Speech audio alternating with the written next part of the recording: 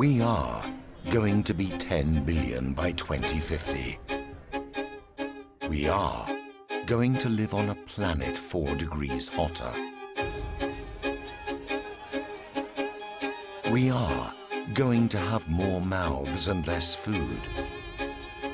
We are going to have less land and more pollution.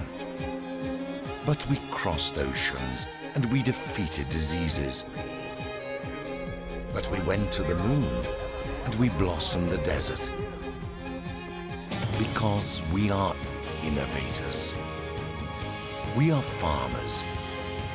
We are makers. We are dreamers.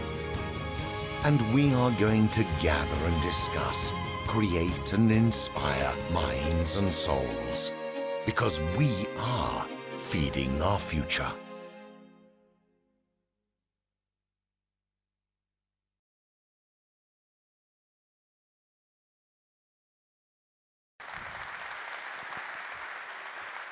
Good morning, everybody. My name is Priya Mittal. I'm 18 years old, and I'm a high school student from New York City. I feel so incredibly honored to be at this year's Seeds&Chips conference, where we are gathered to discuss the future. Now, before we hear from former Secretary Kerry, I stand here as a representative of all of those trying to put an end to food waste. My company, Grow Green Tech, is aimed at minimizing the 6 billion pounds of produce that gets thrown away each year in the United States alone because people judge it to be ugly, not pretty enough, and therefore it isn't being bought. At a time when it has become vogue to showcase how we plate our food, let's ask the more important question. Where does the food on our plates actually come from? We are living in an era where technology is the modern architecture of today's society. Thus, I encourage all of you to connect technologies with your passions to create a product for the social good. If we do this, I believe that we can steer our communities towards a more productive and innovative future. So please join me in feeding the movement. Let's turn wasted food into wanted food together. Thank you.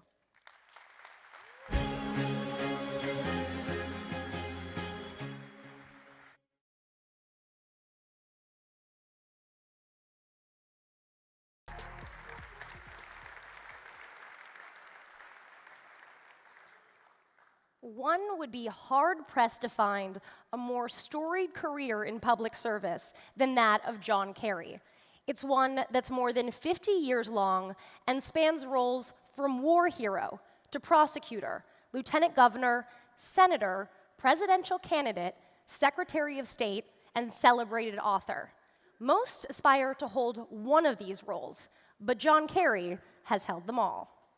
The son of a diplomat, Kerry was born in a military hospital in Colorado. With politics in his blood, he attended Yale University, studied political science before enlisting in the US Navy. Now, during his enlistment, Kerry served 2 tours in the Vietnam War, rising to the rank of lieutenant, and was honored with a Silver Star, a Bronze Star, and 3 Purple Hearts. But upon returning to the US, Kerry felt compelled to speak out against the war in which he had served. He co-founded Vietnam Veterans of America and gained national attention for testifying in front of the Senate Foreign Relations Committee, which he would chair 38 years later. After serving as a prosecutor in Massachusetts and later as the state's lieutenant governor, Kerry was elected to the United States Senate in 1984. In the Senate, Kerry has held senior positions on numerous critical committees, including the Finance, Commerce, Small Business, and Foreign Relations Committees, the latter of which he not only chaired, but served on for 3 decades. As chair of the Foreign Relations Committee, Kerry focused on key foreign policy and national security issues facing the United States, including Afghanistan and Pakistan, China, nuclear nonproliferation, and global climate change. It was during Kerry's Senate tenure that he became the Democratic Party's nominee for president in 2004. In 2013, Kerry was appointed as the 68th Secretary of State by President Obama, and he served as the United States chief diplomat throughout President Obama's second term. He drew on this experience to achieve enormous accomplishments, including acting as a key architect of the Paris Climate Accord and becoming the first Secretary of State to meet with Iran's foreign minister since the Iranian Revolution of 1979, which later led to his instrumental role in the 2015 agreement to prevent Iran from attaining a nuclear weapon. While doing all of this, Kerry has also managed to be a best-selling author of A Call to Service, My Vision for a Better America, and This Moment on Earth, and with his wife, Teresa Hines Kerry, raised 2 daughters, 3 sons, and 6 grandchildren. Oh, and fun fact about John Kerry, he holds the record for the most amount of miles traveled by a U.S. Secretary of State at 1.4 million miles, and that was just as of January 2017. I mean, if only the government had a frequent flyer program, and he would be diamond, platinum, whatever it would be. I would like to say that my sitting up here is really symbolic. We welcome people of faith. America is not us and them. No one cared where we went to school. No one cared about our race or our backgrounds. We were literally all in the same boat.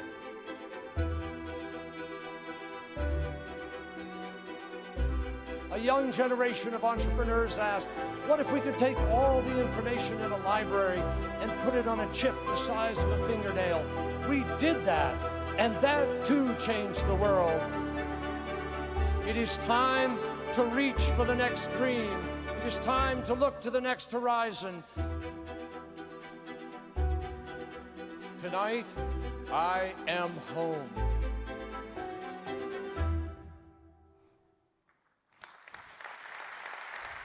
Ladies and gentlemen, it is my pleasure to bring back to Milan Secretary John Kerry.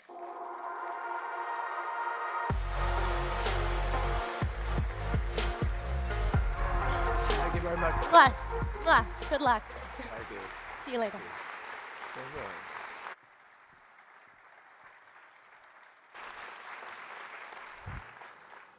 Buongiorno a tutti.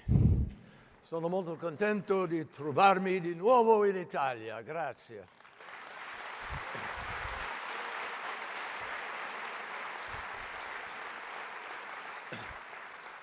I'm really pleased to be here. It's a great pleasure to be with so many entrepreneurs, so many exciting people. I'm genuinely delighted to be invited here, but I have to tell you, as a former member of the United States Senate for 28 years, I'm delighted to be invited anywhere. Thank you. Those of you who know what's happening today in the Senate really understand that. As Secretary of State, I had the pleasure of visiting here in Milan during the Expo 2015, and it was really fascinating to learn that so many of the inventions that we use all the time were first displayed at expos. You don't always think about that. But the telephone, the dishwasher, the touch screen, most of you probably have in your pocket right now. Some of you are aiming at me at this moment. And needless to say, it's almost a cliche, but when you talk about Milan and when you come to Milan, you think about Leonardo da Vinci. And so many things that we use today are traced back to him, the parachute, helicopters, some say even the bicycle. And some people have told me that if I'd used one of his designs for the bicycle, I wouldn't have fallen and broken my leg a few years ago. I'm happy also you gave me a chance to take a break in the writing of my autobiography, which is due in 5 weeks. And I begin with my beginning, some of which you heard about earlier, Colorado, Vietnam, so forth, activism. I go all the way up to 2003. I skipped 2004 because nothing interesting happened in 2004. I want to thank my very good friend for a long time, my brother-in-law, David Thorne, who preceded John Phillips as the American ambassador here to Italy. And I think he approached that assignment with great insight, great vision. with a passion for Italy, having lived here as a kid. And I want you all to join me in thanking David Thorne for his stewardship as ambassador.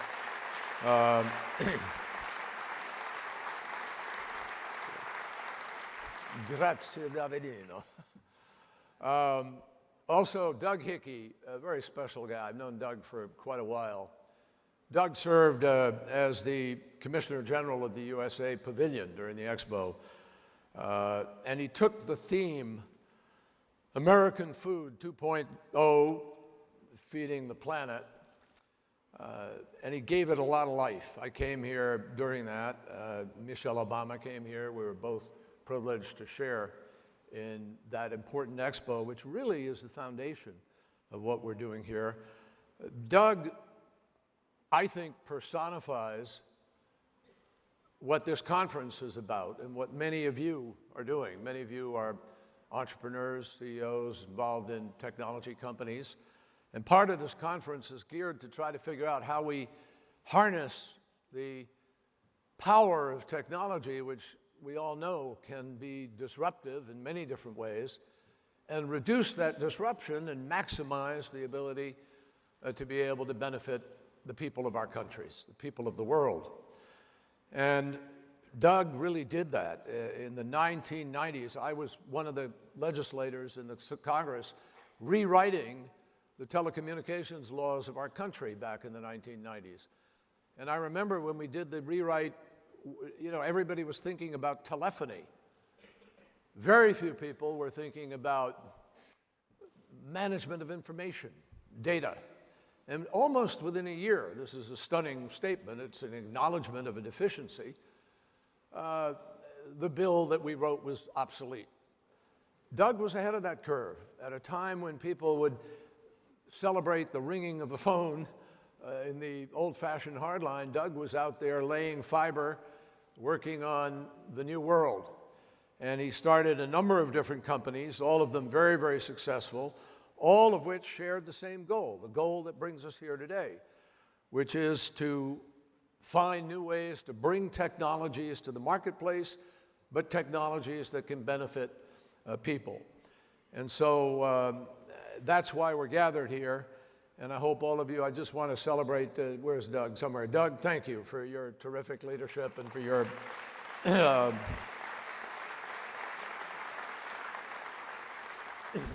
one last person I would like to acknowledge and congratulate and thank all at the same time.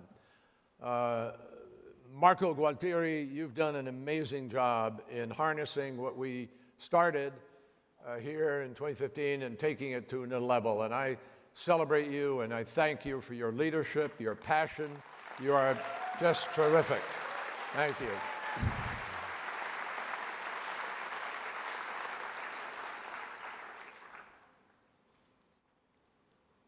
So,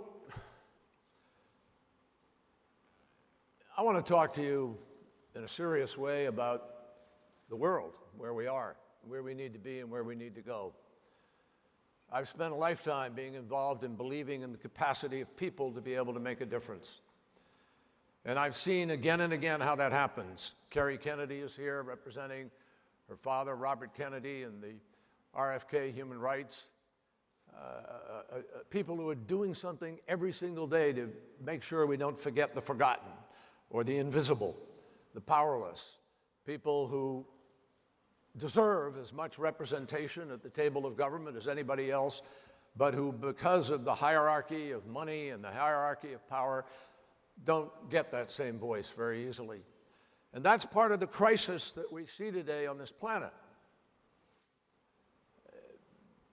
We all grew up in a world, I certainly grew up in a world, where it was a bipolar world, the world of the Soviet Union and the West. And in the 1950s and 60s and 70s, we had an arms race where we spent trillions of dollars until two leaders came together. Ronald Reagan, an improbable one in that effort, and Gorbachev, Mikhail Gorbachev. And in Reykjavik, they decided we were going to suddenly turn around from having 50,000 nuclear warheads pointed at each other to now lowering that number to 1,500 or so, with the belief that we can still go further. But dangerously, we find ourselves today with certain individuals who are talking about a new arms race, who are talking about a new expenditure of the amazingly important resources of all of our countries that should be going to health and going to building schools and going to building infrastructure and building the future. Instead, building weapons in yet another round, as we see the INF Treaty at risk, as we see the START Treaty at risk. So we're living in a world where today everything is moving faster, folks. Information moves faster. I mean, nanoseconds. A lie can travel around the planet in seconds. And the truth has hardly put on its boots and gotten going. That's dangerous in democracies. It's hard to be able to figure out what the baseline of facts are. I had a colleague in the United States Senate called Daniel Patrick Moynihan, a senator from New York, a very brilliant man. And he had a very appropriate and famous saying now. He said, everybody is entitled to their own opinion, but you are not entitled to your own facts. So how in a democracy do you make good decisions if you can't even establish what the baseline of facts are? People need to stop and think about that, because we have global challenges coming at us which require understanding basic science. 1 and 1 is 2. 2 and 2 is 4. I don't know anybody who's ever rewritten that reality. But we have people who are behaving like they can say it's 5 and get other people to somehow believe it. Let me tell you what we have to do. We have to fight to reclaim a fundamental basis of the truth on this planet, or we are all going to have difficulty being able to govern and make the decisions that we need to make. We need to believe in science again.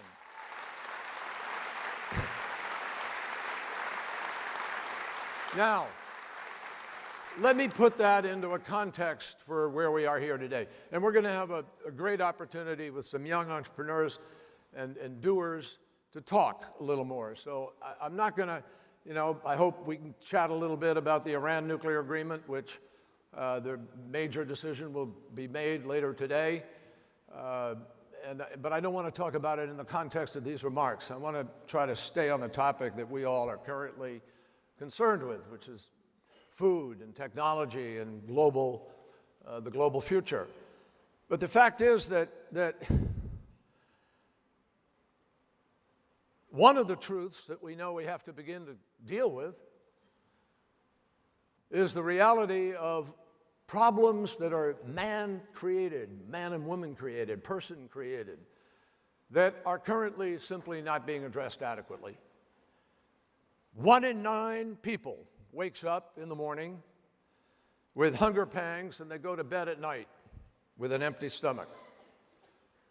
Nearly half the deaths of children on this planet are rooted in undernutrition and the lack of healthy food. That's what brings many of you here today. Seeds and chips, the marriage of what we grow in the earth and what we grow from our minds. We're talking about almost 8,000 children who are dying every single day because they aren't getting basic nourishment. Basic nourishment. And now we have to look at the fact that the world population is growing and will grow. This is one of those scientific facts you can't escape. I was in Africa recently with a leader who looked at me at a meeting and said, we're going to grow our population by whatever, 2 times over the course of the next month. Isn't that great? We're going to be growing. And I said, you're crazy. That's not sustainable. You can't even feed the people you have today. But in the next 15 years, we're going to go from 7 billion people on this planet to 9 billion people. That's a reality. And all of them will need healthy food to survive. And given the hunger and poverty that we have on Earth today, the challenge of making sure that future generations have enough to eat is not a small challenge. Now, obviously, there are many ways to approach that, and you're talking about them. You've been talking about them yesterday, you're going to talk about them today and tomorrow, and that is wonderful. You have to talk about every part of the food chain, because it's every part of the food chain that we need to do things in in order to do a better job of what is pretty obvious to everybody. Yes, we have to produce more food. Oh yeah, for certain we have to. By some estimates, we're going to have to increase food production by 60% between now and 2050, just to keep pace with the rising number of mouths to feed. But growing and raising the food is only part of the challenge, obviously. We also have to be better stewards of the food that we have. We need to be making better choices about the food we serve and what we eat and what we waste. We're wasting food almost as quickly as we are producing it. Shame on us. It's ridiculous to be talking about people who can't access the food or afford the food at a time when it's really just a management issue, a question of whether or not we put our brain power to the task and whether or not political people care enough to make a difference to meet those fundamental needs. That's what it's about.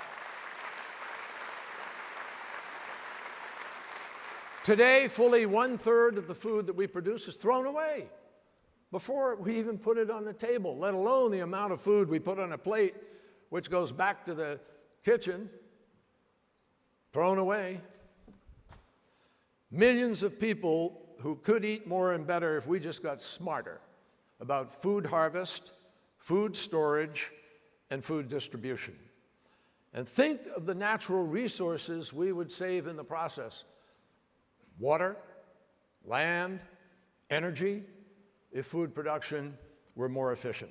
So this is not a foo-foo, tree-hugging, gooey, do-gooder meeting, folks. This is an important gathering of thoughtful people who know we can make a difference in the lives of our fellow human beings. And we have to celebrate that by coming up with cogent, thoughtful ideas which we can present to political leaders who aren't leading, but who will take what you give them and hopefully understand why it makes sense to implement it.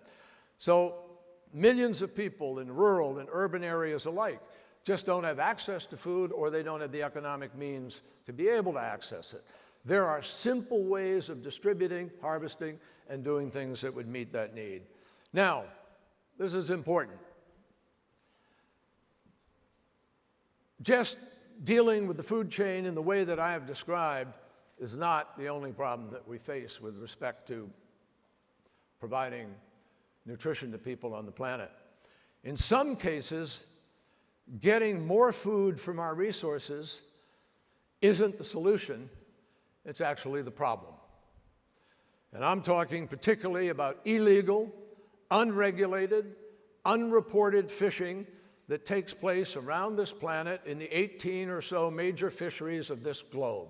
We are currently seeing too much money chasing too few fish, and the result is that 1/3 of the world's fish stocks are already overexploited, and the rest of the fisheries are at or almost at the expendable level where we're going to lose the stocks. Species like tuna, mackerel, are literally at the risk of being absolutely wiped out. Now, I know a lot about this because for years I was chairman of the Fisheries Committee in the United States Senate. And when I became Secretary of State, I decided we needed the United States to take a position on that. We need to get the world to take a position on this.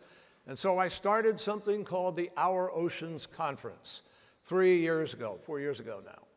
We did the first one in Washington. We got major philanthropies, Walmart, Oak Foundation, Pew Foundation, various others. We raised about $6 billion in order to put it into enforcement, and put it into regulation, put it into more knowledge about the science of the oceans. And I'm proud to say we created the largest marine protected areas in the world, and more of them than at any time in history. In addition to that, the next year, Chile did it. And the next year, we did it again in Washington. So we had 3 of them under our belt before I left. Well, last year, folks, in Malta, the EU hosted it. This year, Indonesia is hosting it in Bali. Next year, it will be in Palau. The year after that, Norway. The year after that, Russia. People are lined up to accept responsibility now in an institutionalized way to try to deal with the oceans. But just think about this. 400 to 450 million people have come out of poverty in China, 400 million in India. In China, they've discovered sushi. Imagine what happens when 400 million people who've discovered China want their blue tuna on their plate and they want it soon, right? Sustainability. We have to think about sustainability. And in the middle of all of this is the biggest challenge of all. And this is what I want to lay out to you just for a minute, then we'll sit down and we can have a conversation. I have been involved in the climate change issue for more than 30 years now, 40 years. I led the fight in the United States as a lieutenant governor to create a trading mechanism, then called cap and trade, where we reduced the sulfur that went into the water. Why? Because we were killing our lakes and streams. I went to Norway, I went to Sweden, I went to Germany, saw what was happening in the Black Forest, saw what was happening to the lack of fish in our lakes and rivers. And it was happening in the United States. We had lakes that were dead back then because of sulfur. We were doing that. And so we came up with a mechanism by which we took the sulfur out, and you don't hear about it anymore. Why? Because we solved it. Republicans and Democrats alike came together. There was no politics, no ideology. We had a problem, and we went out to try to deal with it. You can't even begin to start to have that conversation today because of the polarization and the dysfunctionality. The fact is that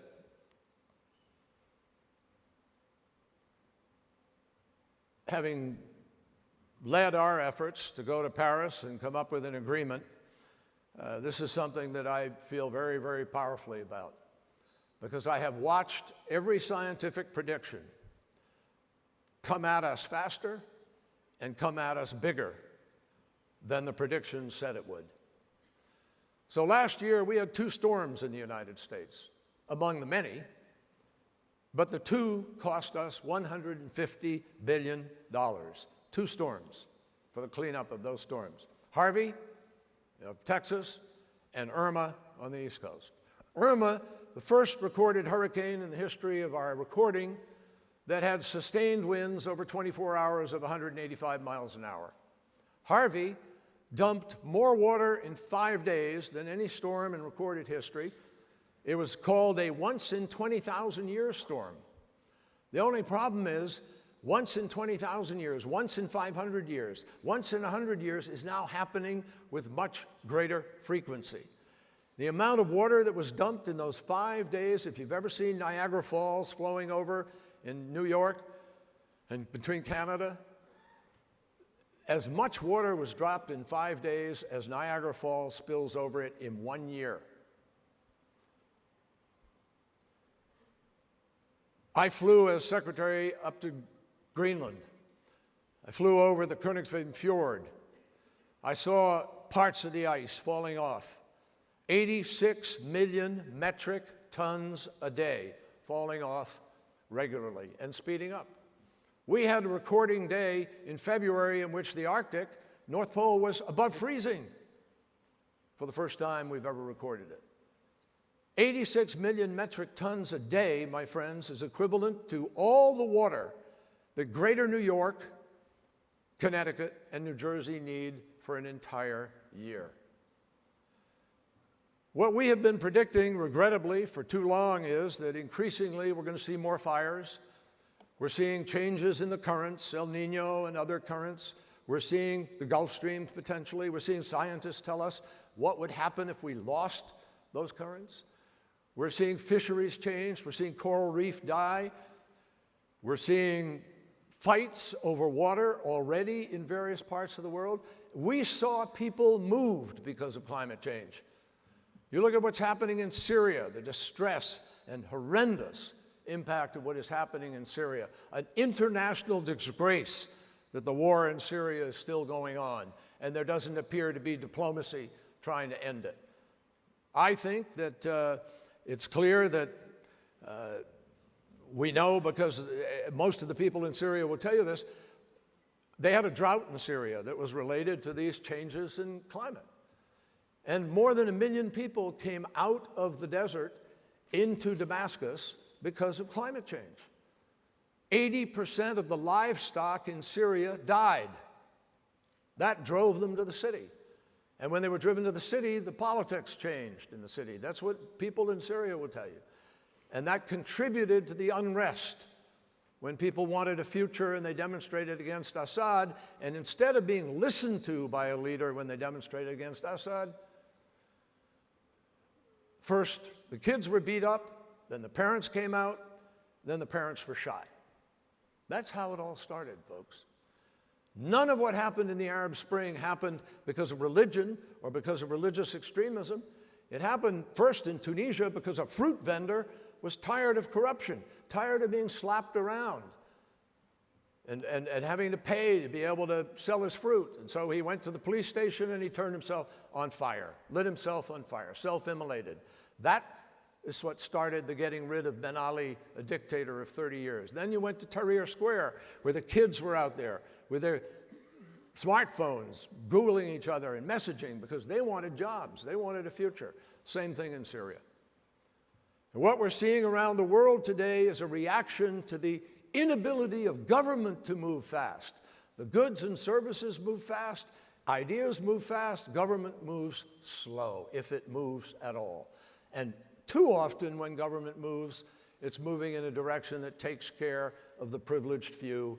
And you know the levels of corruption as well as I do are extraordinary on a global basis. David Cameron, to his credit, hosted as Prime Minister a meeting in London to talk about the levels of corruption we're running into around the world. People being paid under the table, all kinds of graft. Look at what's happening in Armenia right now. Look at what's happening.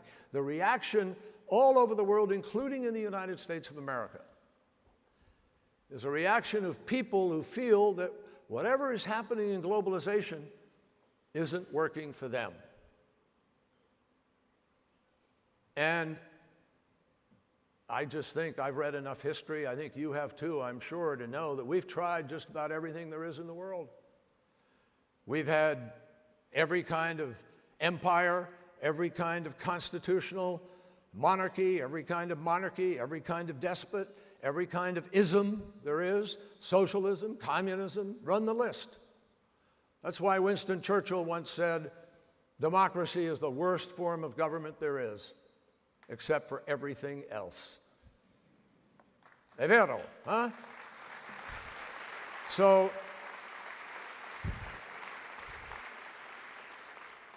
now, I painted a picture for you of challenges. Let me wrap up by pointing a picture to you of possibilities, because the reason I get up in the morning, the reason I'm still involved, the reason that I will stay involved till my last breath is I believe in the possibilities. I believe in the optimism that we should believe in as human beings for our ability to solve problems. And I want you to understand, you shouldn't feel a pessimism here. You should feel, wow, we can change the world. We have an opportunity to make all the difference in the world if we harness technology correctly, if we make better choices as human beings. There isn't one problem that I know of on Earth that isn't subject to people making better decisions and deciding to move in a certain direction. It's that simple, it really is. I don't know a child, I've never met a child. You know, I have 7 grandchildren, I have to correct her, up to 7 now. 7 grandchildren. You know, none of those kids when they're 2 years old or 2.5 years old hates anybody. They don't know hate. Hate's taught. And if we don't reach out to the kids of the world to make a difference in their possible future, we will inherit what we inherit. Not because God preordained it, not because it's preordained by fate or written in the stars or anything else. It's because we don't make better choices. Let me give you an example. In Paris, we came together in Paris to bring every country in the world together. We knew we were not able to hold the Earth's temperature to 2 degrees centigrade. Why? Because we knew we couldn't get a mandatory system where everybody agreed to reduce their emissions. So we did the next best thing. We got every country to be able to say, this is what we're willing to do. 196 different plans. That's why what President Trump said to the world about we have to get out of the agreement because it places a burden on America is just not true. The agreement doesn't place a burden on anybody.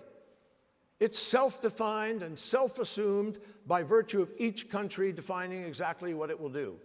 And the beauty of the agreement was we went to China, got China to agree with us. We will both announce what our reductions of emissions will be, and that will help lead the world to the watering hole. Guess what? It worked. And when we finished, I stood up at the plenary session and I said to people, don't believe you're leaving here having done the job. What we've done is put a down payment on what we need to accomplish by sending a message, a powerful message to the marketplace.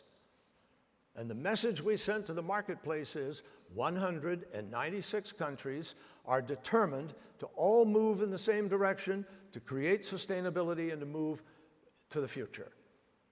We were betting on you. That's what Paris is about. We were betting on the idea that the private sector will now allocate resources, allocation of capital. I'm a capitalist. You allocate capital. The marketplace is the best decider of how that happens. And if you have a market that's the biggest the market the world has ever seen, which is the energy market, you move money in that direction. Guess what happened?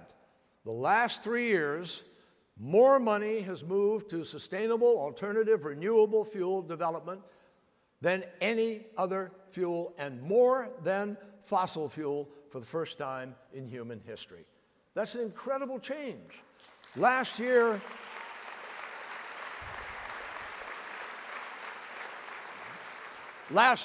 in the United States,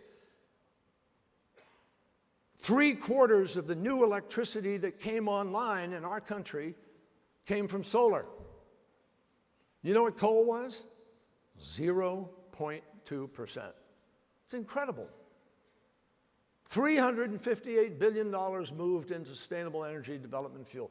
We can build these virtual grids. Ladies and gentlemen, the solution to climate change is not some waiting pie in the sky discovery yet to be made. The solution to climate change is here. We know what it is. And guess what? It's the best thing that could happen to our economies and our communities ever. It's called energy policy. If we use sustainable energy policy, build solar, hydro, natural gas as a bridge, wind, we can have virtuous cycles in our country and we can solve the problem of climate change. And you know what it takes? It takes elected leaders who want to put that vision in front of their countries and go for it. It's that simple. That's what we have to do. So in the United States, I got news for you. 38 states in our country have already passed laws for renewable portfolio standard. They're chasing this future. 8 states have a voluntary plan. That means 38 states in the United States, the equivalent of 80% of the American population, has decided we're going to continue. So Donald Trump may have pulled out of Paris, but I got news for you. The American people are staying with Paris, and we're going to meet the Paris goal. We're going to exceed the Paris goal. That's what we're going to do.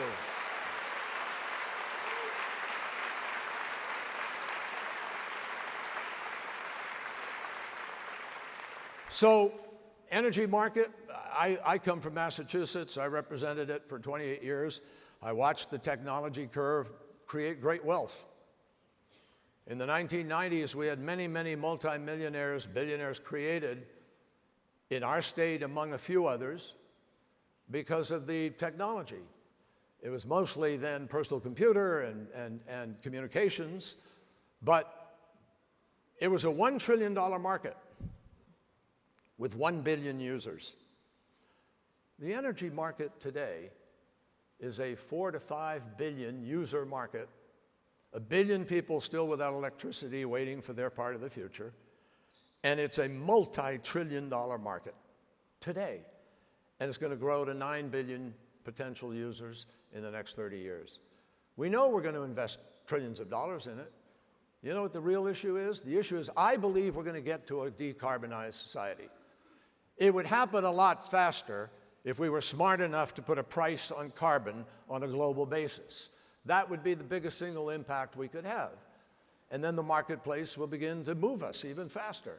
But the issue is not whether we're going to get there. The issue is whether we're going to get there fast enough. That's the issue. And already I see too many people talking about adaptation and mitigation because that's where they think we're stuck, when we ought to be moving faster into the new energy grid and potential. So my friends, I close by just saying to you, believe in this future. Believe in your power and your ability to be able to have an impact on political people. I know there's this populist trend, nationalist trend, nativist trend. I know that people are appealing to the lowest common denominator of voters in many different places. I know that there are people who are literally demagoguing this moment, not offering real solutions, but appealing to those instincts which come from fear and anger and frustration and the inability of the system to prove that it's actually working for people. That's a problem for all of us. But the challenge, the solution to it is to believe and paint a vision for people of what we can do. Look at what you did in Europe, the end of World War II. People decided we don't want Europeans killing Europeans, which had been happening for centuries. And so we built a peace, and out of that peace, you have earned the greatest prosperity of any people on the planet. I don't hear people talking about that. The standard of living in Europe, higher than any people in the world. More health care, best health care in the world. You get better results than we do, and we spend more money. You have a unity, you have a capacity to be able to move forward in ways that many people on this planet can't. And yet, politicians are appealing to coming apart. And some people, like the leaders of major countries in the world, are trying to appeal to people to say, oh, the liberal order of the West is dying and it's coming apart. I don't believe that. I think what we see today is proof that we need that order, those structures, those values, and that vision more than at any time in our recent history. And we need to stand up and fight for it.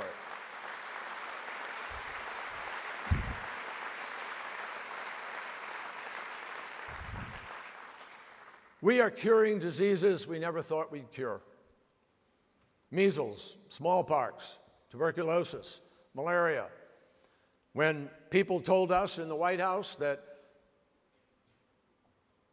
Ebola was going to claim 1 million lives within the next 4 months, we didn't know what we didn't know, but we knew we had a responsibility to deal. So we sent troops over there, we built healthcare delivery capacity, we worked with the French and the British, and multilaterally, not by retreating and withdrawing and saying it's your problem, we assumed the problem, and guess what? A fraction of that number died, and we stopped Ebola where it started. AIDS. We're on the brink of having the first generation of kids born in Africa AIDS-free. Why? Because we cared, we put PEPFAR together, we went out and we delivered health care and made a difference to people. We're seeing women, if you're a pregnant woman in the world today, you're 50% more likely to live through your pregnancy, your child is 50% more likely to be fed and go to school. We live longer than we've ever lived on this planet. Violence, yes, it's horrible to see a guy in a jumpsuit get his head cut off in the middle of the desert, and extremism is a challenge for all of us, and we have to fight it. But guess what? Far, far, far fewer people are dying today than at any time in the history of the world in violence. And the challenge today, it's not state-on-state violence for the most part, except for Russia in the case of Ukraine, an aberration to these last 70 or 80 years. But most of the challenge today comes from non-state actors. And that's something, my friends, when you have 2 billion children, 15 to 24 in the world, many of them in Africa, Middle East, South Central Asia, when you have 1.8 billion kids 15 years old or younger, 500 million of whom will not go to school as of today, that is a problem for all of us in today's world. There's no over there anymore. It's everywhere, because most of those kids have smartphones. They see what everybody in the world has, which also means they see what they don't have. So this is our challenge. It means we need to prevent ourselves from falling prey to the cynicism and the apathy that have always played into the hands of demagogues. Only 55% of the people in America voted in the last election. We get 5% more out, 10% more, we're going to reclaim the future of our country. And I think that goes for other countries too. So we have to stay focused. I believe that the human spirit is inexorably marching, always, towards a place where we can tame the worst instincts of human behavior, and where, in a search for freedom and individual expression and for the full rights of people, people can build an ever stronger global community if we will recognize our own power, listen to our own conscience, and act on it. Robert Kennedy reminded us of that so much when he went to South Africa to fight against apartheid, 1960s. And he said the greatest of all dangers is futility. The belief that there's nothing that a man or woman can do against the enormous array of the world's ills. He said, each time one of us strikes out against injustice or works to improve the lot of others, we send forth a tiny ripple of hope, and crossing each other from 1,000,000 different centers of energy and daring, those ripples can build a current that sweeps down the mightiest walls of oppression or resistance. That's our responsibility, my friends. That's what you're doing here. If we do that, we will prove the truth of what Nelson Mandela said after 27 years in prison. He said, "It always seems impossible until it is done." Let's get it done. Thank you.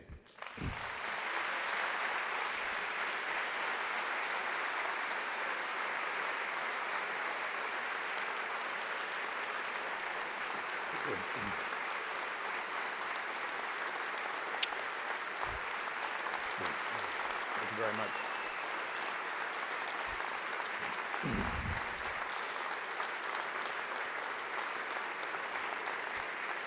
Thank you. Thank you. Thank you very much.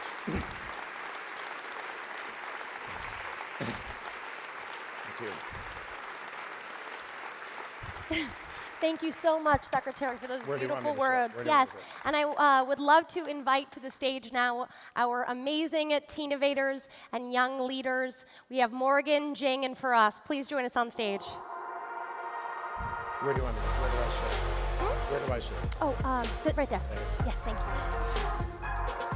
Hey, guys.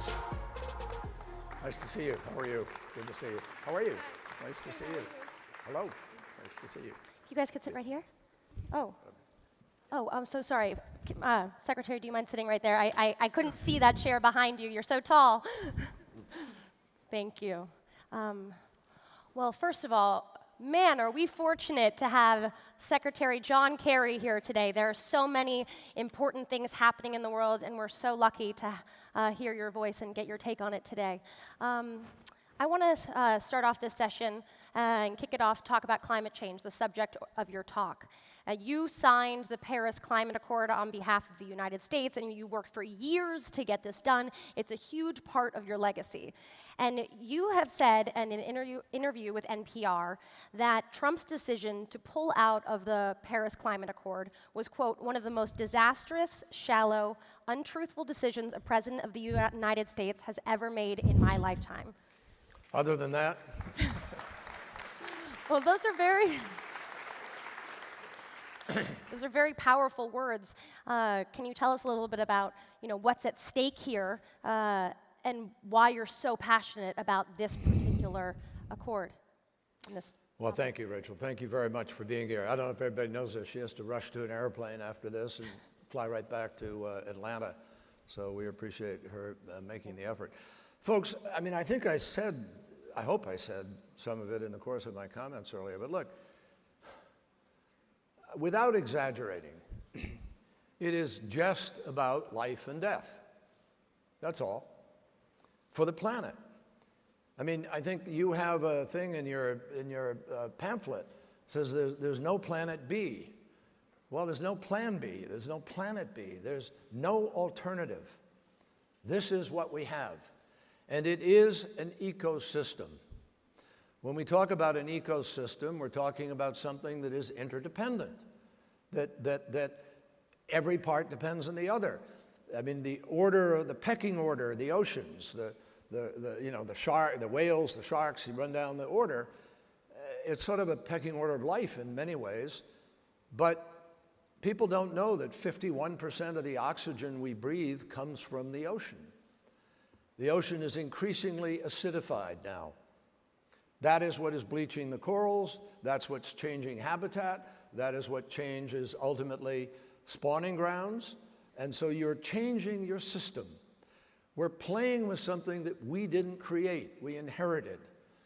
If you listen to His Holiness Pope Francis, if you listen to, people in almost every single organized religion, all the Abrahamic faiths, Judaism, Islam, Christianity, and in every philosophy of life, Confucianism, Hindu, think about it, and most practical people have a sense of respect for creation.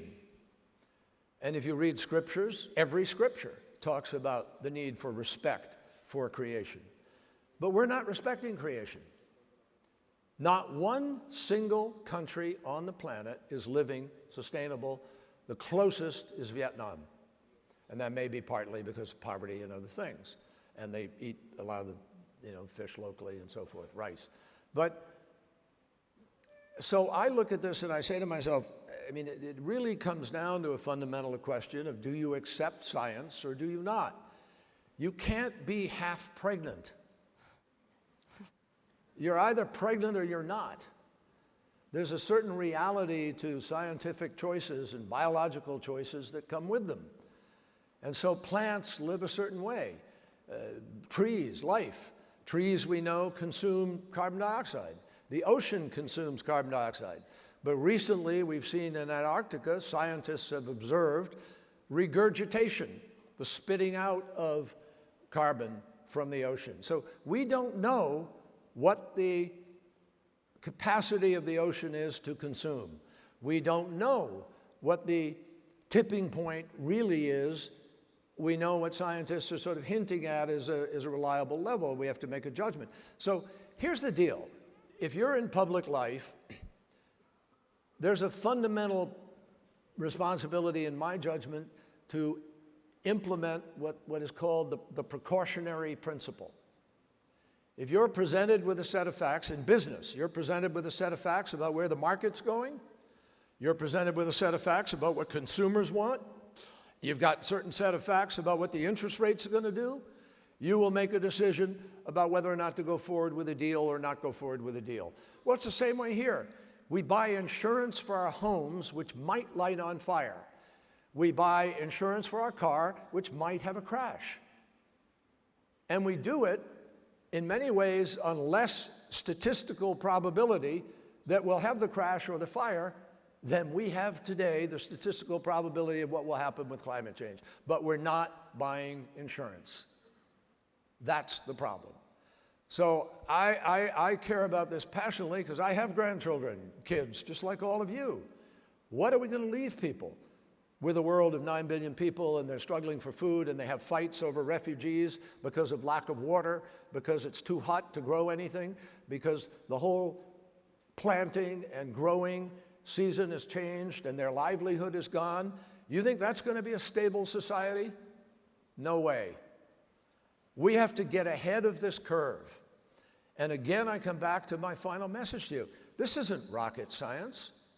Why have we developed this thing now where politics is being so exploited and ideology and fear and the lowest common denominator so exploited that what is common sense is being laughed off to the side and people are debating between the absurd and the more absurd? We have got to reclaim our mandate as the thinking people on this planet who have a set of choices, and we start to make those choices. And I'm passionate about it because I think we're going politically in the wrong direction at a moment where the planet is crying for us to move in a very specific way. Secretary Kerry, I know Faraz has a question about the impact that the current food system has on climate change. So, thank you, Mr. Secretary, for doing this. I'm honored to be Speak right into it, loud. here. I'm honored to be here with all of you today. So, the current food system is the second leading. Hold it really close. Attaboy. Stay there. The current food system is the second leading cause of greenhouse gas emissions. But most of the focus on curbing its effects or the greenhouse gas emissions have been on the automobile and oil industries. So do you think it is time to refocus our efforts and make the food system a priority? Sure. I mean, that's why we're here. And we concentrated, obviously, early on automobile emissions, trucks, automobiles, coal-fired power plants, because those were the biggest emitters. And we wanted to try to get the biggest grab of carbon dioxide out of the atmosphere. But the only way to get this done is holistically. I mean, this has to be done as holistically as any healthcare issue you have as a human being or anything else. It's a health system. The reason the planet maintains or did maintain a sustainable 57 degrees Fahrenheit temperature is because we have a greenhouse gas, a greenhouse effect. It is the greenhouse effect over the Earth that actually makes life livable on Earth. And what you have with people who are climate deniers are people who are denying the notion.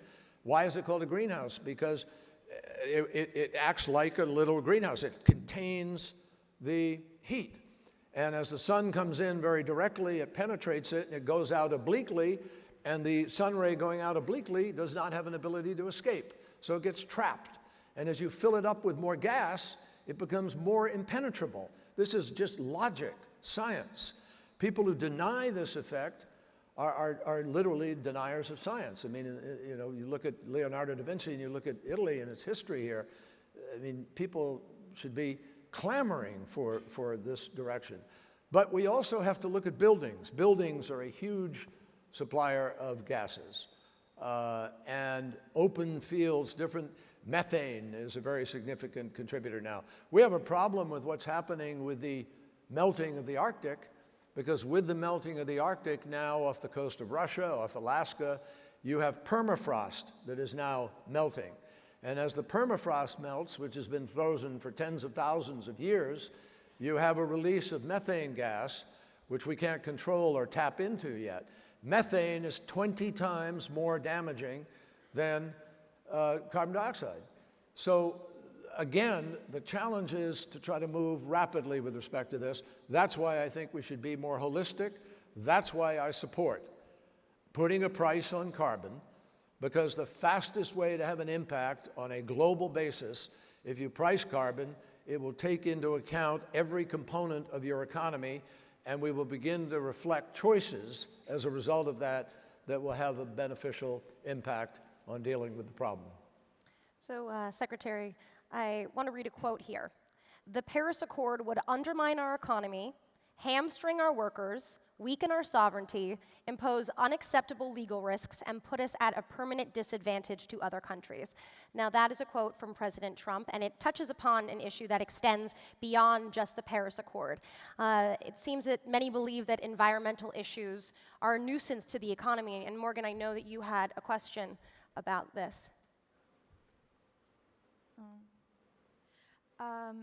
Yeah, I don't know, I was studying this really recently, and I was reading an article about the growth paradigm and this idea that it's become a historical norm for us to love growth and for our main goal to just be economic growth. However, it did also talk about how that can be in conflict at times with sustainability and trying to find ways to keep, to change from fossil fuels to renewable resources and things like that. So I wanted to know, how are environmental issues necessarily opposed to economic growth? Well, there is no reason. I mean, I think over time, years ago, there was this sense, maybe 20, 25 years ago. When I was first involved, the first thing I did politically when I came back from Vietnam was to be involved in Earth Day in America, 1970. And we organized around Earth Day. We brought 20 million Americans out of their homes, which was a massive demonstration back then. And they all demonstrated saying, we don't want to live next to a toxic waste site. We don't want to breathe air that makes us have cancer. We do not want to live next to a polluted well and our water, so forth. And what we did was, we did not just have a demonstration where 20 million people came out of their homes. We translated it into pure politics. We identified the 12 worst votes in the United States House of Representatives, the Congress. We labeled those 12 votes the dirty dozen, and we went after them and organized in their districts to defeat them. And in the next election, in 1972, 7 of the 12 lost their seats. That's what drove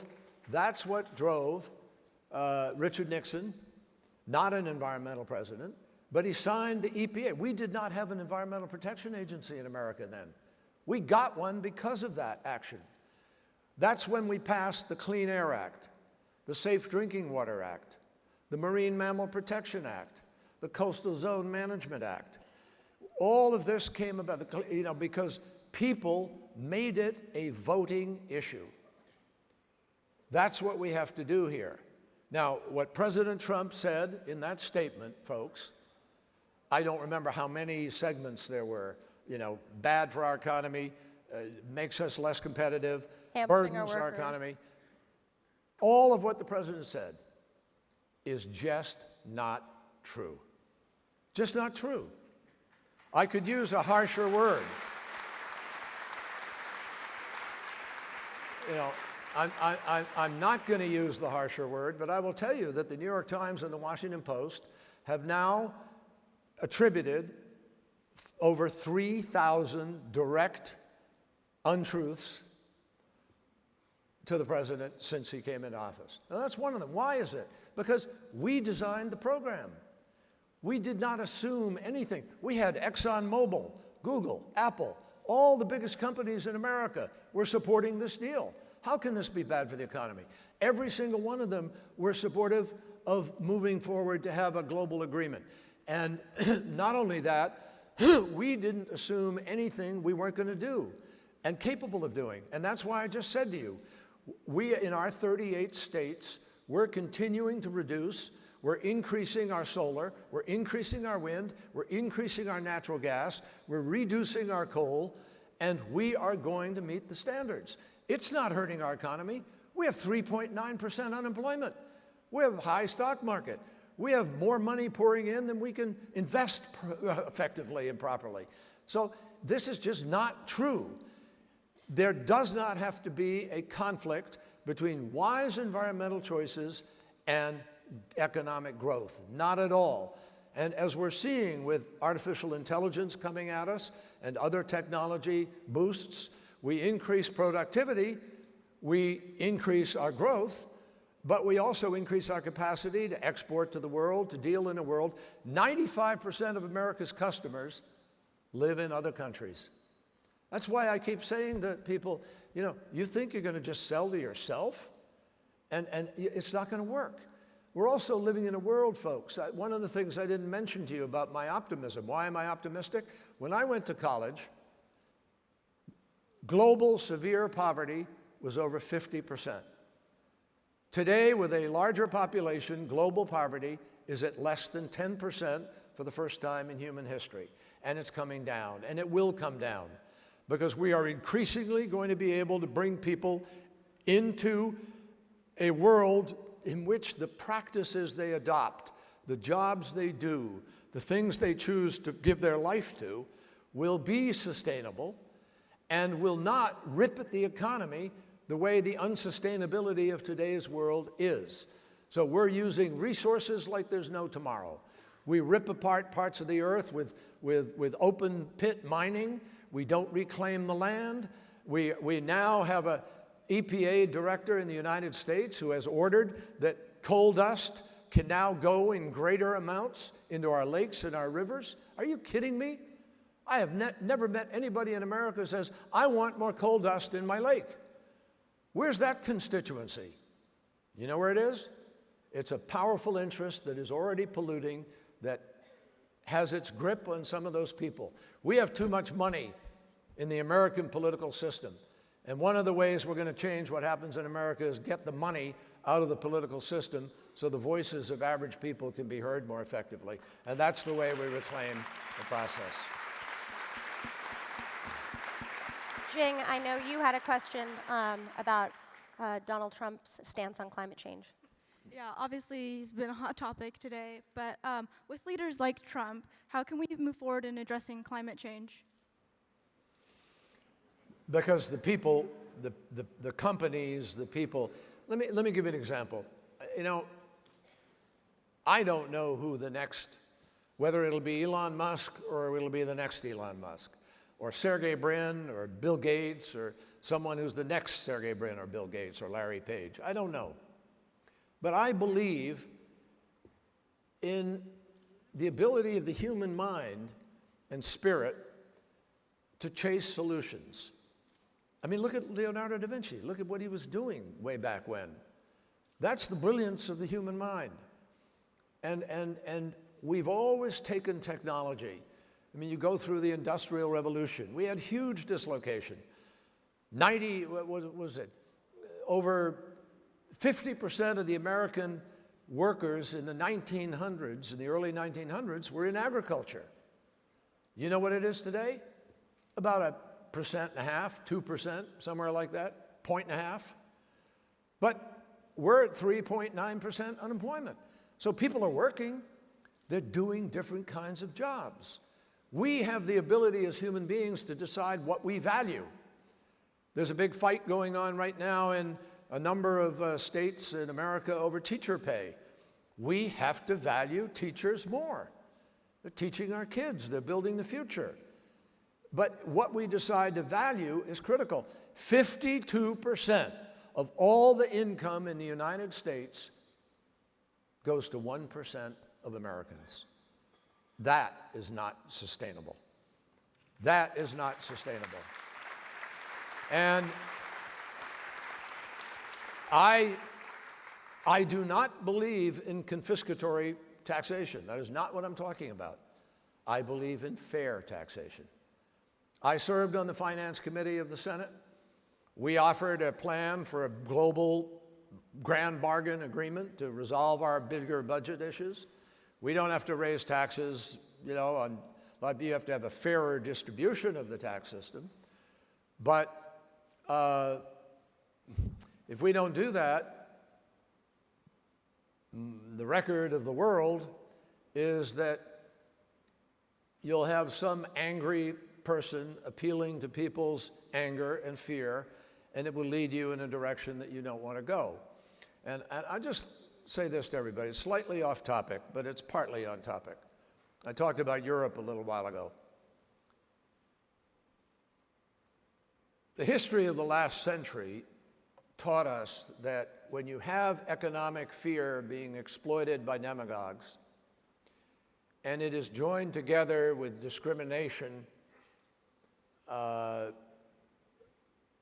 and anti-sectarianism of one kind or another, and then it is joined together with economic difficulties, the history of Europe is not good, and you know it.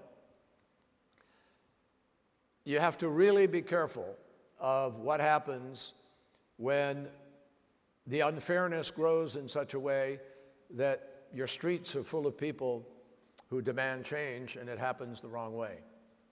So and that's true everywhere in the world. Dictators who today are changing their constitution so they can have third terms. The numbers of failed states that I observed and failing states as Secretary of State. I don't view that as a problem over there that we don't need to pay attention to. In today's world, every problem comes at you from everywhere. And the biggest example of that is the new world we're living in of the threat of cyber. I mean, here we are with the potential of leaders who think we need to build bigger nuclear bombs when 15 people properly paid in a room with the right equipment can get into a country's transportation system, its water system, its communication system, and its finance system, and perhaps bring it to its heels, to a dead stop. Not kidding you. What we need today are leaders in the G20 who are saying, this is the new arms race. And we need to get the 20 G20 sitting around a table saying, what are we going to do about it? And how do we guarantee that we're going to have a norm that people are willing to live by, which is enforceable on a global basis? Because right now we have a free-for-all that is dangerous. And when you look at bio and chemical, there are other threats out there that are dangerous. If we had not, if Sergei Lavrov and I had not agreed to get 1,300 tons of chemical weapons out of Syria in the middle of a conflict, when Daesh, ISIL, was running across Syria, I guarantee you some of those weapons would have wound up in the hands of Daesh.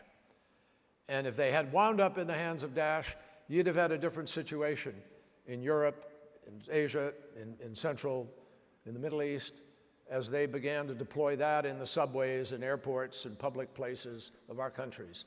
That's the challenge. And I don't hear the leadership talking about how we're going to rein that in or do something with it. On climate change, 20 countries make up the vast majority of the emissions on climate today. Now, developing countries are coming up, but if the developing countries make the same bad choices, they weren't bad when we made them. We didn't know the difference. But now we know the difference. So we have to have countries not make the same mistakes that we made as they develop. And that's the great challenge of our time. 20 countries could set this planet on a totally different course if the leadership chose to do it.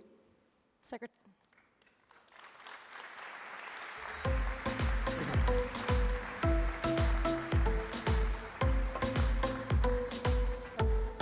We've got a little surprise moment here. Mr. Kerry, sorry for the interruption, but as we say at Seeds and Chips, water first. So I've got just a small question for you. You talk about the importance of oceans, and plastic patch and microplastics actually that pollute oceans, they've been probably underestimated until now. So which are the strong actions that can be taken in order to face this huge problem? Well, it's great. That's a great introduction. I thought we were going to have a dance contest or something. That tango you guys were talking about. I was getting ready to, let it out here.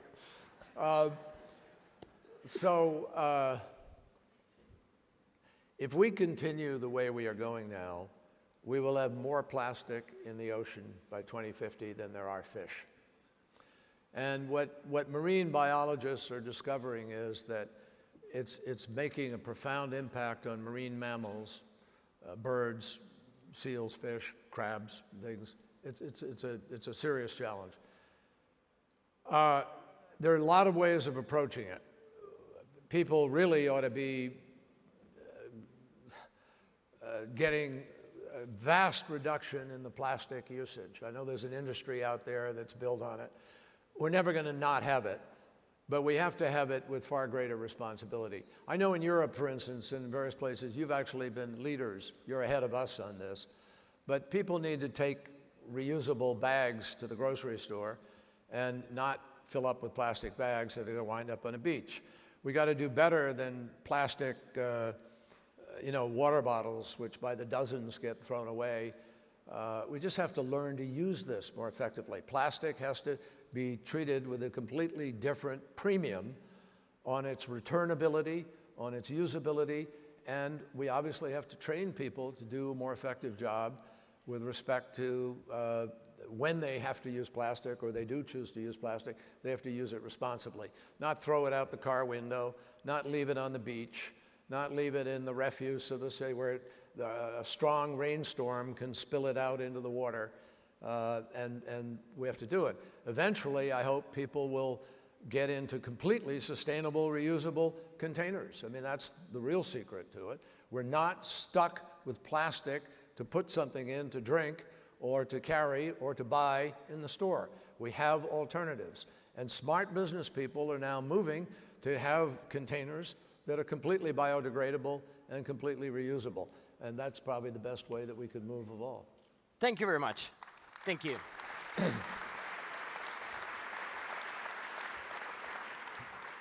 Now, Secretary Kerry. Marco, do you have any other surprises like that?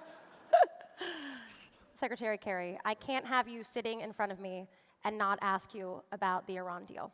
And the deadline is coming up in days, this weekend in fact, and we've just learned that President Trump intends to address his plans for Iran in an announcement today. Given that this is a huge part of your legacy, I mean, you put so much work into this deal, how upsetting is this to you, and what's at stake here? Well, let me completely depersonalize it. This is not about me, it's not my legacy. I worked on it hard and I believe in it, but it's your world and it's all of our investment in peace. It's about peace or war.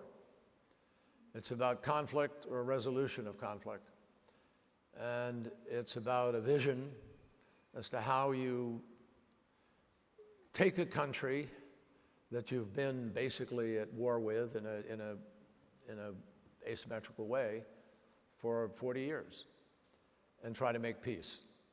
So that's what it's about. It's about the security of the region. The decision is going to be made at 8 o'clock tonight, our time, 2 o'clock in the afternoon in Washington. The president will announce what he's going to do.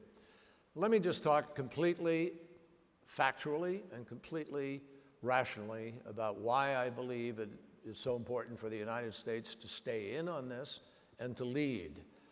And I'll just I need to do this adequately.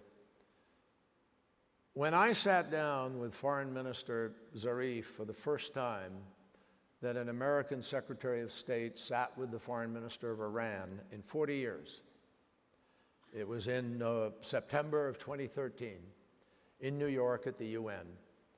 On that day, Iran had gone from 164 centrifuges under George W. Bush to 27,000 centrifuges, 19,000 of them deployed and spinning, the day I sat down with him.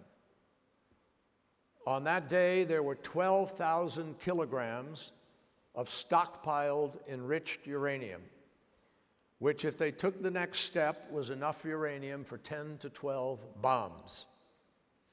They were a month or two, couple of months away from commissioning a plutonium reactor, which would have produced enough plutonium-grade, weapons-grade plutonium for 2 bombs a year. Everyone's intelligence community, ours, Russia, China, Britain, France, Germany, all agreed that the breakout time for Iran to move from no weapon or to a weapon was 2 months. That's what we found, 40 years of not talking to each other. Over 2 years we negotiated. Today, as we sit here, hours before the president makes a decision, today as we sit here, with us in the agreement, with Iran judged to be in compliance with the agreement, Iran cannot make a nuclear weapon. Physically cannot make it. Why? Because you can't make a nuclear weapon with 300 kilograms of a stockpile. That's what they have. I see a head shaking here. He doesn't agree. We have 300 kilograms of a stockpile. We have a limit on their enrichment of 3.67%. And I know this is true. If you don't enrich by 80, 90% and go to the higher level of enrich, you can't make a bomb. They cannot enrich to the higher level, folks. And how do I know that? Because we have 130 additional inspectors in Iran who were put there for personal inspection on a daily basis of every facility. We have radio seals that have been put, radio transmission seals on the centrifuges. We have television cameras in their centrifuge production facilities. We have cradle-to-grave tracking for 25 years. Cradle-to-grave tracking of every ounce of uranium that they manufacture and mine and mill, put into the centrifuge and take out of the centrifuges. And we're tracking every aspect of it. Now, what you hear from the opponents of this is, well, there are pieces of this that go away in 10 or 15, 20 years. It's true. Iran is living under the single toughest, single most transparent, single most exhaustively accountable nuclear agreement in the world. That's the truth. Today, as we sit here, before the president makes his decision, Iran is living by the IAEA, the International Atomic Energy Agency. The agency says they're living up to it, and we have the inspectors to know it. Why on earth would you voluntarily, by choice, decide we're going to pull out? And Iran has the right, if we pull out and break the agreement, to go do those things. So things that cannot possibly happen for 15 years, for 13 years now, you're going to suddenly reach out, grab that 13 years, and pull it to today, and make all the bad things that might happen suddenly happen tomorrow. What is the logic of that? Oh, the logic of that is, wait a minute, Iran is misbehaving in Yemen. Yes. Iran has got Hezbollah under its thumb. Yes. Iran is got missiles, and we don't like them. Yes. And guess what, folks? When I negotiated this, we left the missile sanctions in there. We raised missile sanctions in this agreement. We didn't take them out. We have human rights sanctions still in the agreement. We didn't take them out. We have an arms embargo in the agreement. We didn't take it out. So it is dishonest to say to Americans that, well, because of these other things, we don't have any leverage. But here's what's going to happen. If you pull out of the agreement, and then you say to Europe, you guys have got to get tough with Iran on these other issues, do you think the Iranians are going to draw a distinction between the focus on the missiles versus the deal? Do you think an Iranian leader's politics are going to allow him to come back to the table and sit down and say, well, they pulled out of the deal, now we got to go back and negotiate with them? You tell me what leader in what political system would have the ability to be able to do that. Come on. The best thing, and I told the administration, the best thing the administration could do is say, look, we don't like the deal, but we're going to stay in it, but we're telling you right now, you got to deal with these problems, and we're going to work with our European friends to make sure you do, and if you don't do it within this period of time, then there may be some consequences. But to play your hand and get out, take away some leverage, give them an excuse to go do other things, that's good negotiation? Please. It doesn't make sense. And here's the bottom line, folks. As of today, we have something else. By the way, I need to make this clear. You know, the president calling this the worst agreement negotiated ever, et cetera, clearly doesn't make it the worst agreement negotiated ever. And I challenge anybody to find an agreement that's tougher than the one we have in place now. This is 159 pages of detailed requirements compared to the 4 pages that existed for North Korea during the 1990s, which they didn't keep. And we also have Iran living by something called the Additional Protocol. The Additional Protocol allows the United States or Europe or all of us together to physically challenge Iran to have an on-site inspection for any facility that we have reason to believe they may be misbehaving in. We can physically go and inspect it. And if in 28 days they haven't allowed us to get in and inspect it, every single sanction we took off goes back on automatically. No vote. If there's a vote, we would win that vote because we set it up in a way that Germany, France, Britain, and the United States have 4 votes, Iran and Russia and China are 3 votes. So we feel protected in this. The Additional Protocol is not timed out. It's for the life of this agreement. And when the administration says, well, we don't like the fact that they'd be able to enrich a little more, you may not like it, but there are 13 countries in the world that are doing it, that are allowed to do it under the IAEA, and the test is not whether or not they're doing it, it's whether or not you know what they're doing. And the way to know what they're doing is have the inspectors there and have them living under the IAEA. So if you're a non-proliferation treaty NPT country, you've signed on to the NPT, you're living by the NPT, you're living by the IAEA, you have inspectors, and you're living under the additional protocol, you are still living under the toughest agreement in the world, and no country with the additional protocol has been able to move to a nuclear weapon. So again, I say, let me tell you about this deal. The world is safer with this deal. And if you're going to deal with them on missiles, people say, why didn't you get a missile deal beyond what I got? By the way, I did get a deal. They wanted 0 years. We wanted 10. We wound up with 8. That's a victory. And when people say, well, you didn't do Yemen, or you didn't do this. Well, we did a lot of work on Yemen. Iran actually worked with us to get 3 ceasefires in Yemen.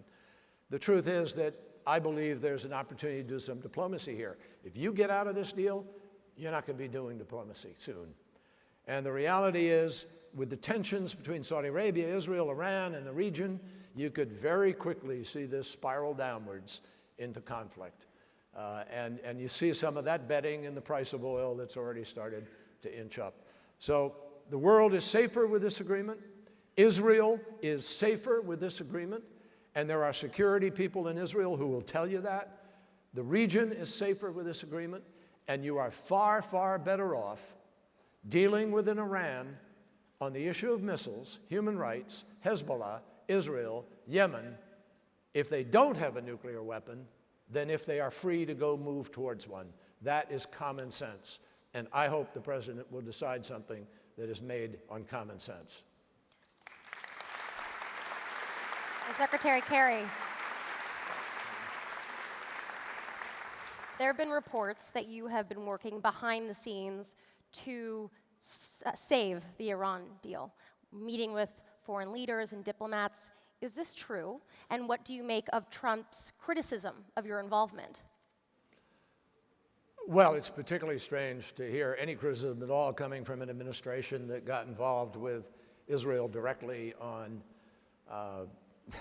resolutions before they were even sworn in to office. But let's not even deal with that. Let's just deal with what I'm doing.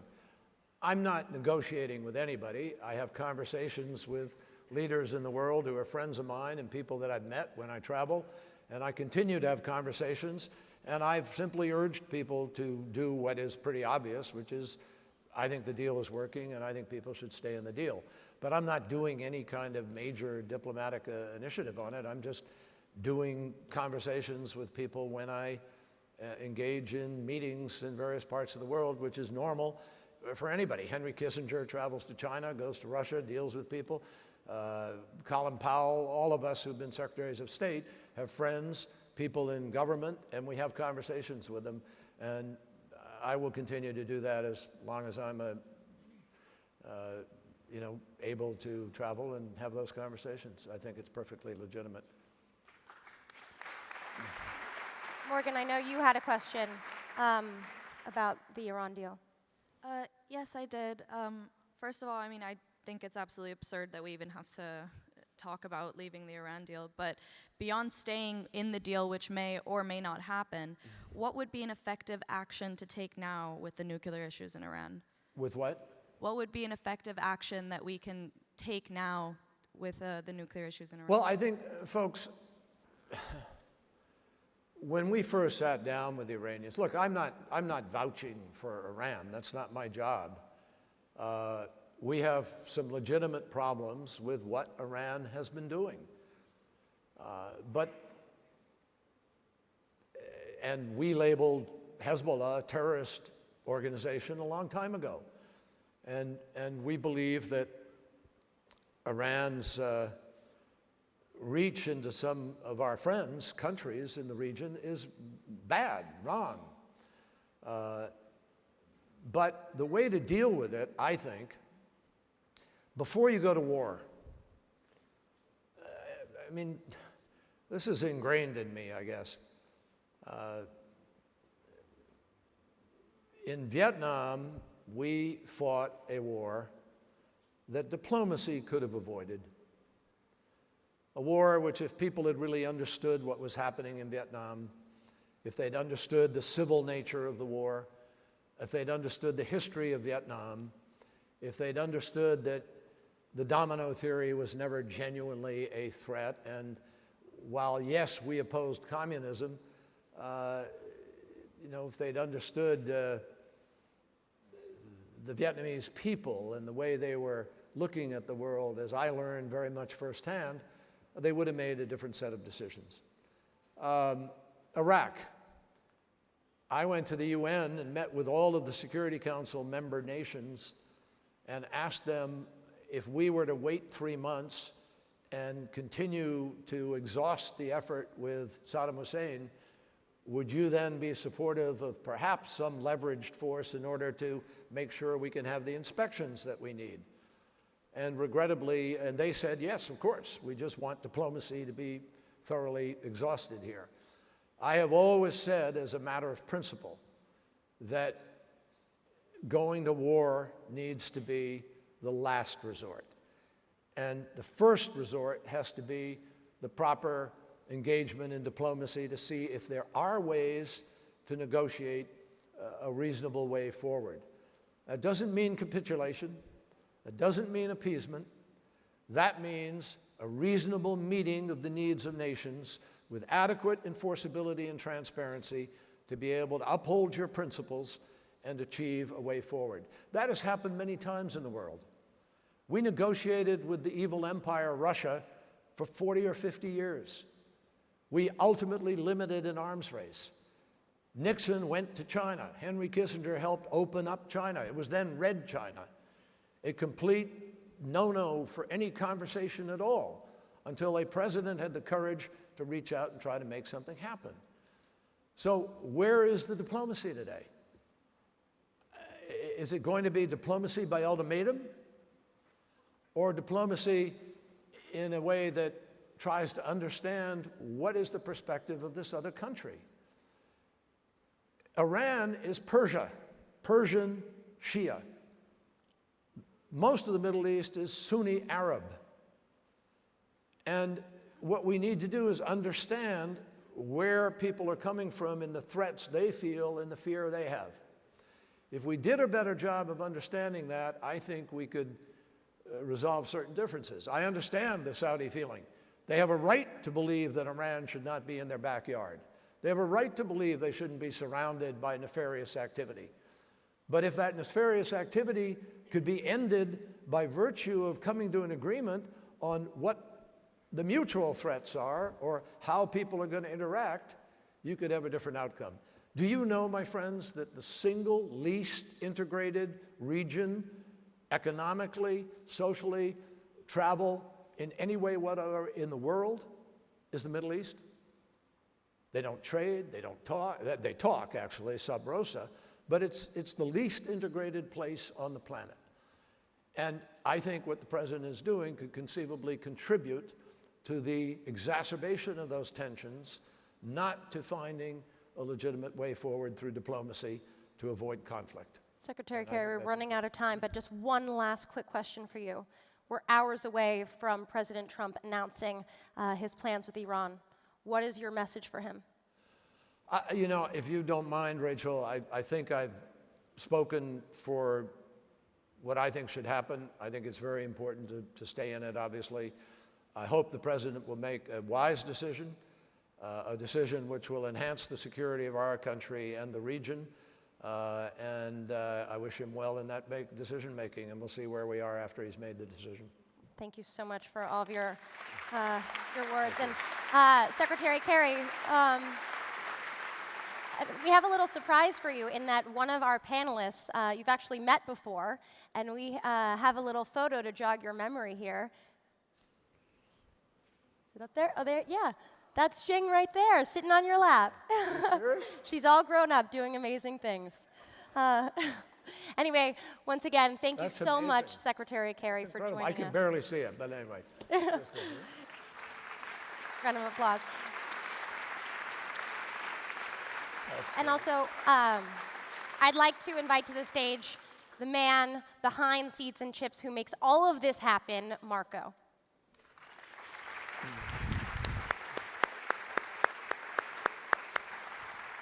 Thank you, man. Thank you. Thank you, brother. Thank you very much.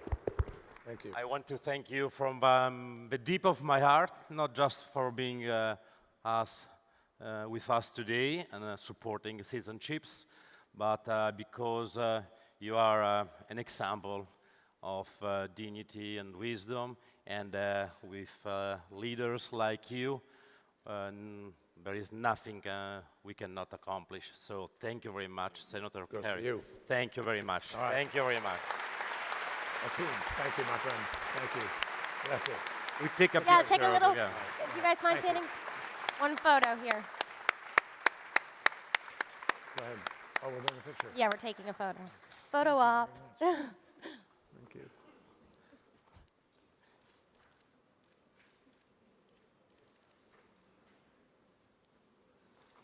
Secretary Kerry, thank you very much. Secretary of State, John Kerry. Thank you. Thank you guys so much. Thank you very much. Thank you so much. Really appreciate it. All right. Thank you.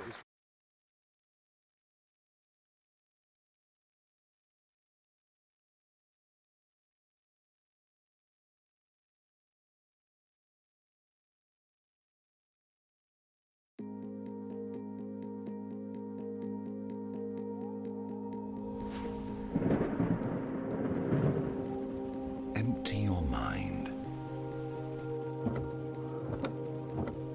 Be formless. Shapeless. Like water. If you put water into a cup, it becomes the cup.